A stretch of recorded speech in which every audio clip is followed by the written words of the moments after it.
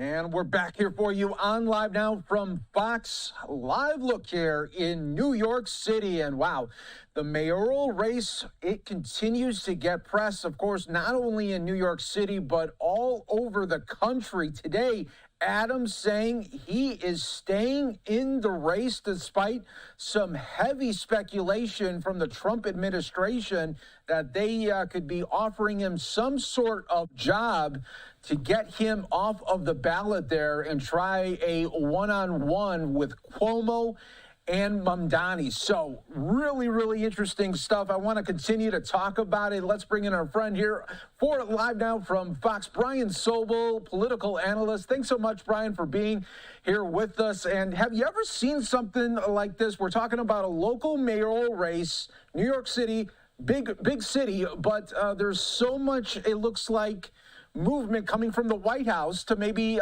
try to talk about this. I think a lot of Republicans around the country and friends of the president are weighing in because they fear that Mamdani will be elected. Mamdani is a socialist slash communist, and don't think that's going to be good for the Big Apple, and are trying to coalesce around one other individual, Mike. And so far, there are at least three others in the race, and that gives Mamdani the advantage.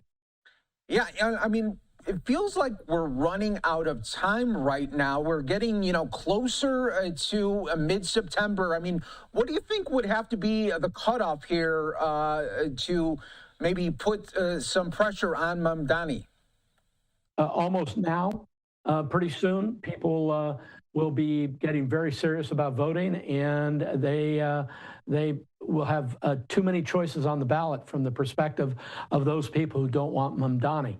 I mean, you've got Adams, the mayor, you've got the former governor Andrew Cuomo, you've got the Republican candidate Sliwa, and that's too many. They're going to fracture the vote, and it'll be delivered to Mamdani. And I think a lot of people fear the kinds of programs that he has been talking about. And it's not just the politicians.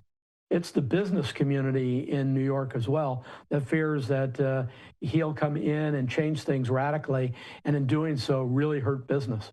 Yeah, a lot of people in the business community there already hurt from COVID back in 2020, and now they fear maybe 5 years later this final push now from Mamdani. All right, I want to show you, Brian, from the New York Times, putting this report out there. An effort to get Eric Adams to drop out of the New York City mayor's race is said to involve a plan for President Trump to nominate him as ambassador to Saudi Arabia. So, Brian, is this something where we're seeing him come out tonight saying, no, I'm staying in the race? Is he trying to maybe elevate it, put some pressure and say, you know what, until I find what I really, really want, maybe in this administration, then we'll make a deal?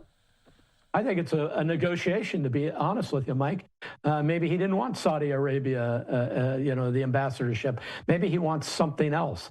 And he realizes that he might be able to negotiate something like that.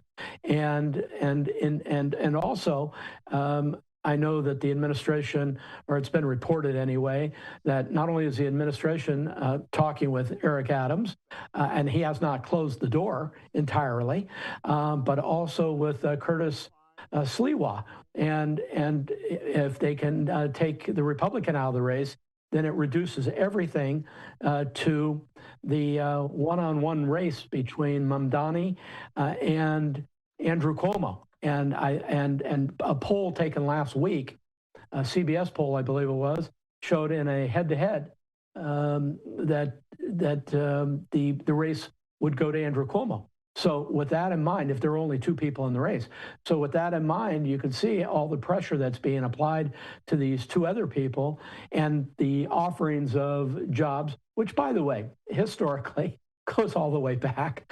Presidents have always offered positions in government to people to get what they want or need, including in elections, and to stand down in certain situations.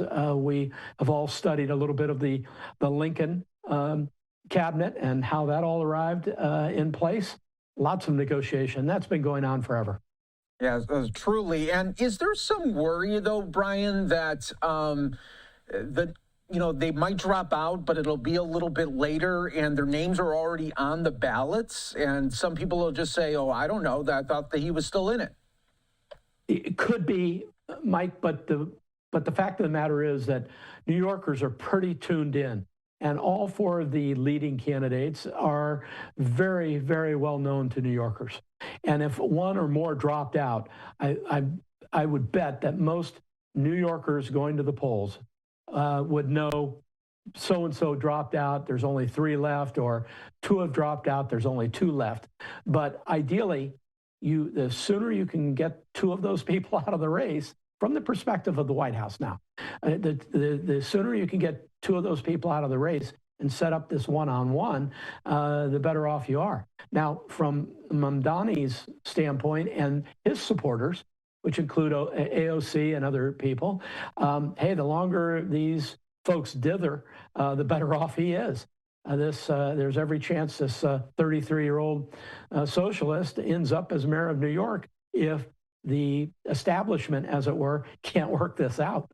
Right, right. And, I think it was a little bit more than a month ago, Andrew Cuomo saying that he doesn't want the endorsement of President Trump. But do you think he might want to reconsider that? I think he's very happy to know that Donald Trump is probably working very hard behind the scenes. You get the best of both worlds that way. One is you don't have to say Donald Trump has endorsed me. And two is that the administration and people around the administration are working hard, as you can see with the graphic there, that they're meeting with the right people, to try to take two of these people out of the race. So the White House is very involved here, not just the White House, but I think the Republican apparatus. They, again, they don't have a desire for Mamdani to emerge as a mayor of New York for the chaos that they think he's going to create. Yeah, I think it's going to be fascinating to see down the final stretch as we get into the fall months there. So, Brian, thanks so much for coming on here.